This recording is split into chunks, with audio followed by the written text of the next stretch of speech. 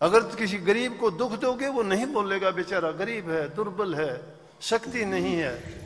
कि हर प्रकार से गरीब है और तुम हर प्रकार से संपन्न हो, शक्तिशाली हो, ताकतवर हो, उसको दबाओगे। लेकिन कितने दिन दबाओगे? एक दिन ऐसा आएगा कि तुम्हारा सर्वनाश हो जाएगा। वो नहीं बोलेगा बेचारा, क्योंकि उसकी औकात नहीं है, वो आपका मुकाबला नहीं कर सकता।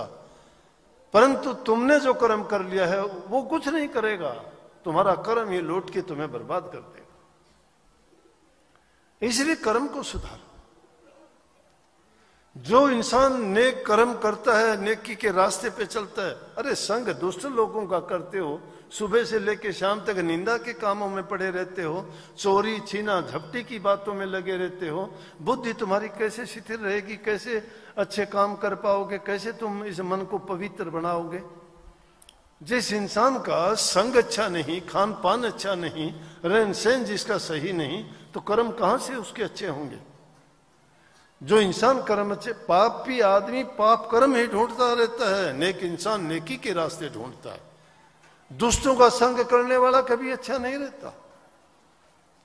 किसी की नजरों से अगर इंसान गिर जाता, उठना बड़ा मुश्किल होता है, क्योंकि उसने विचार बना लिया कि इस इंसान ने ऐसा किया, ये कभी अच्छा हो नहीं सकता, और होता भी नहीं है। ये भी बताऊं मैं आपको, इंसान को अपना परिचय देना पड़ता है अपने कर्म से।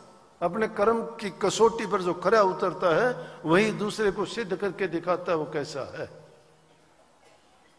एक गांव में एक बहुत अमीर आदमी रहता था। ये ना सोचना कर्म से बच जाओगे, कर्म पीछा करता है जीव का, एक जन्म से दूसरे जन्म में, दूसरे तीसरे में, जब तक वो कर्म उसको सजा नहीं दे देता तब तक उसका कर्म पूरा नहीं होता।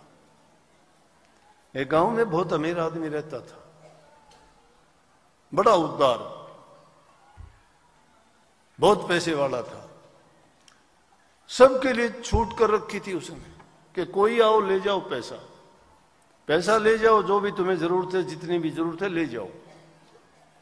कर्ज के रूप में देता था, लेकिन साथ में लिखता था, वो मुनीम छोड़ रखे थे बहुत से कि कोई आओ ले जाओ, किसी को इनकार नहीं करता था।